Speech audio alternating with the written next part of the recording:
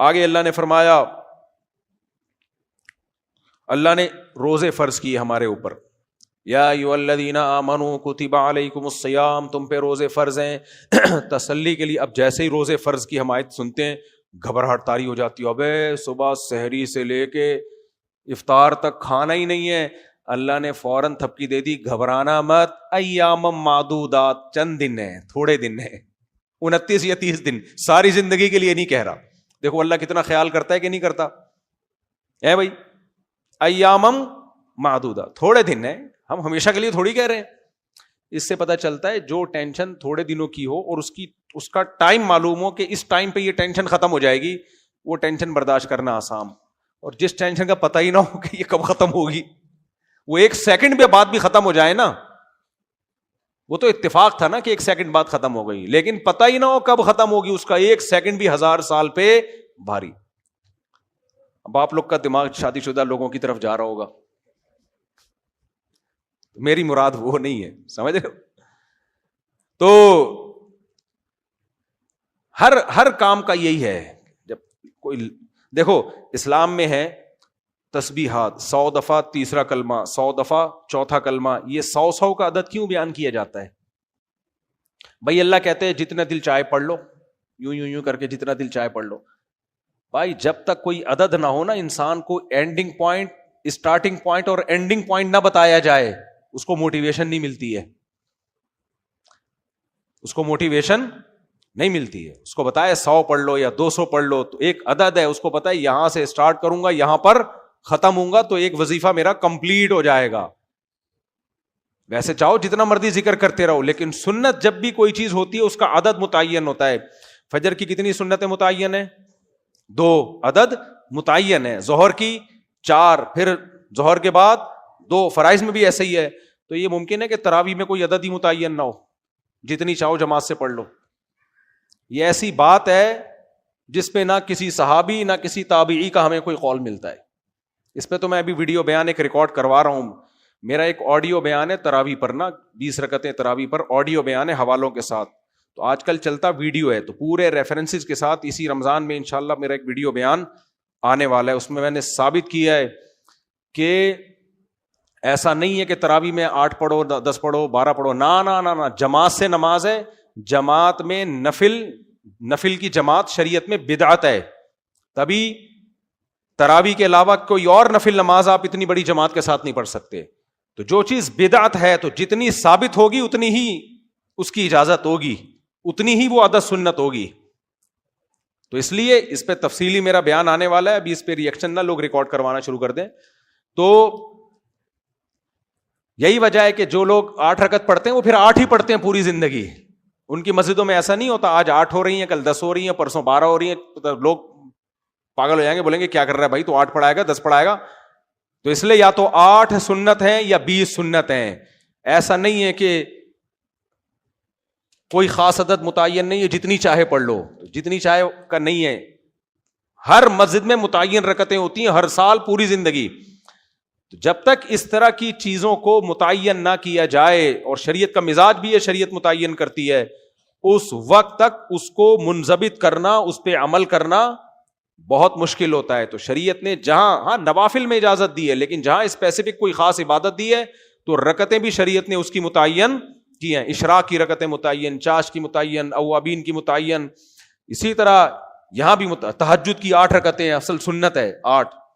تو یہ نہیں ہو سکتا کہ تراویح جو صرف رمضان کے ساتھ خاص ہو، اس کا ٹائم بھی ہو ایک خاص کیفیت کے ساتھ ہو، اس میں آپ کو کھلی ڈلی یاد دے دی ہو کہ 2 پڑھو 4 پڑھو 8 پڑھو 10 پڑھو. نہ اس میں بھی صحابہ کے دور میں بھی یہ رکعتیں متعین تھیں اور آج بھی کیا ہیں متعین ہے. وہ کتنی ہے ویڈیو بیان کا انتظار کریں. اچھا بھائی آگے اللہ تعالیٰ فرماتے ہیں کہ 2 لوگوں کو اللہ نے روزہ چھوڑنے کی اجازت دی، ایک مریض کو اور ایک مسافر کو. تیسرا کوئی نہیں ہے جس کو چھوڑنے کی اجازت. کل آپ کا پیپر ہو تو بھی رمضان کا روزہ رکھنا ہے. آپ مزدور ہو، گرمی میں آپ نے گڑھا کھودنا ہے تو بھی آپ نے رمضان کا روزہ رکھنا ہے. کیونکہ صحابہ کرام کے دور میں اے سی نہیں تھا کہ سارے اے سی میں بیٹھ کے روزہ رکھتے ہوں. اس دور میں بھی مزدور پیشہ لوگ بھی تھے، کسان بھی تھے، کانوں کو کھودنے والے لوگ بھی. اس دور میں بھی لوہا نکلتا تھا کہ نہیں نکلتا تھا؟ تلواریں کس سے بنتی تھیں؟ تو سارے سب طرح کے طبقے اس دور میں بھی تھے، آج بھی ہیں. تو روزہ کسی کے لیے بھی معاف نہیں ہے سوائے مسافر اور مریض. ہاں کوئی کسی کی حالت روزے میں خراب ہو جائے، مرنے لگے یا بیمار ہونے لگے، تو توڑنے کی اجازت ہے اس کو. آگے ان آیتوں میں اللہ نے حکم دیا وَلَا تَأْكُلُوا أَمْوَالَكُمْ بَيْنَكُمْ بِالْبَاطِلِ، اے لوگو ایک دوسرے کا مال ناحق طریقے سے مت کھاؤ.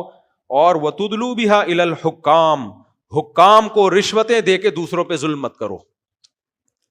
آج یہ ہوتا ہے نا، دوسرے کا حق بنتا ہے، آپ نے رشوت کھلا کے اس کی سیٹ خود لے لیا آپ نے. یہ ہوتا ہے کہ نہیں ہوتا؟ یہی ہو رہا ہے. حق دوسرے کا تھا، آپ نے حق مار کے پیسے کھلائے اور اس کی جگہ آپ چلے گئے. ہاں حق آپ کا ہو اور پھر بھی وہ پیسے لیے بغیر کام نہ کر رہا ہو تو پھر رشوت دینا جائز ہے، کیونکہ یہاں رشوت اپنے حق کو لینے کے لیے ہے، دوسرے کا حق مارنے کے لیے نہیں ہے. آگے چلتے ہیں، جلدی میں چاہ رہا ہوں ساری آیتیں آج آ جائیں ہمارے سامنے، جن بہت سارے جو احکام آئے ہیں. اللہ نے جو جہاد کا حکم دیا، جہاں جہاد فرض ہے اس کی آگے آیتیں آ رہی ہیں. اس میں اللہ نے بتایا کہ کافر لوگ کہتے ہیں یہ لوگ جہاد کیوں کرتے ہیں، تو اللہ نے فرمایا وَالْفِتْنَةُ أَكْبَرُ مِنَ الْقَتْلِ، فتنہ قتل و غارت سے زیادہ بری چیز ہے. اگر جہاد نہ ہوتا، آگے تفصیل سے جہاد کی آیتیں پھر میں وہ پڑھتا ہوں، اگر جہاد نہ ہوتا یہ مسلمانوں کو گاجر مولی کی طرح کاٹ کے ختم کر دیتے. دیکھو مودی نے ہم پہ جو میزائل مارے تو اب تک ہم کھاتے ہی رہتے. کیا خیال ہے اگر ہماری طرف سے ہماری ایئر فورس نے اگر رپلائی نہ کیا ہوتا اور ہمارے جہازوں نے اگر میزائلوں پہ بٹن نہ لگایا ہوتا اور یہاں سے بنیان مرصوص کی صورت میں میزائل نہ اڑے ہوتے تو کیا وہ جو ہم پہ طیارے آ کے گرنا شروع ہوئے تھے وہ بند ہو جاتے؟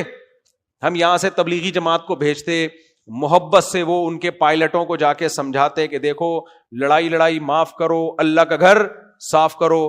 اصل تو محبت ہے، اسلام محبت کا درس دیتا ہے. ہم آپ سے محبت سے کہہ رہے ہیں آئی لو یو، کائنڈلی آپ دوبارہ میزائل نہ پھیریں. ہو جاتا یہ کام.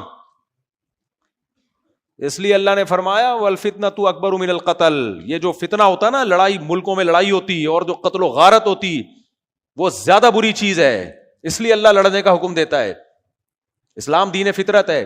اور آگے انہی آیتوں میں آگے اللہ نے فرمایا وَلَوْلَا دَفْعُ اللَّهِ النَّاسَ بَعْضَهُمْ لِبَعْضٍ لَفَسَدَتِ الْأَرْضِ، اللہ اگر اہل ایمان کو لڑنے کا حکم نہ دیتا زمین میں فساد پھیل جاتا، سارے ظالم لوگ زمین کو کھا جاتے. تو اس لیے اسلام کے میں محبت بھی ہے اور لڑائی بھی ہے، دونوں چیزیں. اللہ نے کہا سبزیاں بھی کھاؤ اور گوشت بھی کھاؤ. درندے صرف گوشت کھاتے ہیں، شیر ویر کیا کرتے ہیں؟ خالی گوشت، ہر وقت براتے ہی رہتے ہیں بیٹھ کے. اور کچھ لوگ صرف سبزیاں کھاتے ہیں، جیسے بکری ہے، غرانے کی طاقت اس میں ہے ہی نہیں. مسلمان کیا کرتا ہے؟ کبھی کبھار ایک آدھ ٹماٹر بھی کھا لے گا، لیکن وہ بھی گوشت میں ڈال کے کھائے گا اور گوشت بھی کھا دیتا ہے. تو محبت بھی اور لڑائی کا جذبہ بھی، لیکن غلط جگہ جذبہ استعمال نہ ہو لڑائی کا. جہاں لڑنا ہے وہاں جا کے لڑے آدمی. تو کسی نے کہا نا سبزی کھانے کا سب سے بہترین طریقہ یہ ہے کہ بکرے کو سبزی کھلاؤ پھر بکرا کاٹ کے کھا جاؤ، وہ سبزی کے اثرات بکرے میں آ جائیں گے.